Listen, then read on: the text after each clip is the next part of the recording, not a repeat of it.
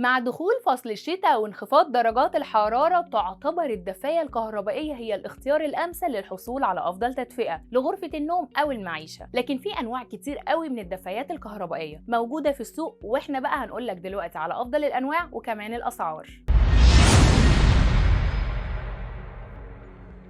في الأول عندك الدفاية الكهربائية المكونة من 4 أنابيب، ودي بتوفر درجة حرارة مناسبة فورا وبتكون رائعة في أي مكان في البيت وسهلة في الاستخدام، وفيها 4 ريش للتسخين ومقبض هالوجين علشان تكون سهلة في نقلها. كمان فيها زرارين تحكم في درجات الحرارة ومفتاح للتشغيل التلقائي والإغلاق بشكل تلقائي وقت الصدمات والحرارة الزيادة. كمان جسمها الخارجي مقاوم للحرارة وفيها منظم حراري، وتقدر تشتريها بسعر يبدأ من 520 جنيه. عندك كمان دفاية مروحة كهربائية ميديا تك بلون ابيض، ودي فيها 4 شمعات وبينزل عليها خصومات بتوصل ل 13%. واستغلوا بقى يوم البلاك فرايداي وانتوا بتشتروا. وكمان تصميمها بيكون شيك وفيها تقنية توفير الطاقة وريموت للتحكم عن بعد، وكمان بتلف بشكل تلقائي عند درجة 70 درجة مئوية، وليها قاعدة ثابتة بتمنع سقوطها على الأرض، وسعرها بيكون في حدود 550 جنيه بس. عندك بقى كمان دفاية كهربائية من أكاي، ودي بينزل عليها خصومات بتوصل ل 30%، وبتكون مصممة بشكل مثالي وشيك وليها قاعدة ثابتة، وبتوفر درجة حرارة مناسبة لأي منطقة في البيت، ودي سعرها بيبدأ من 450 جنيه. وفي كمان دفاية كهربائية 2 شمعة وتكون 800 واط، ودي موفرة جدا في الكهرباء ومصنوعة من خامات عالية الجودة